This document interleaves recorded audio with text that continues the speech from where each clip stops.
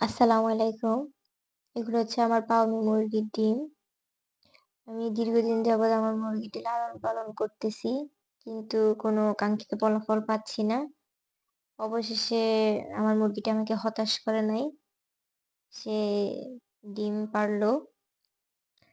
আ আসলে কোনো কিছু আপনি যদি লালন-পালন করেন, তখন সে যদি তার কাঙ্ক্ষিত ফলাফল দেয়, তাহলে অবশ্যই যে কারো কাছেই ভালো লাগবে। তাই আমার মুরগিটি ডিম পাড়ার কারণে আমার মানে খুবই ভালো লাগতেছে।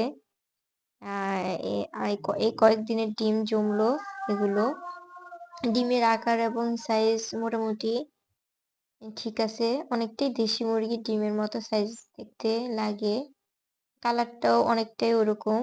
টেস্টও অনেক ভালো। ওভারঅল আমার থেকে অনেক ভালো লাগছে।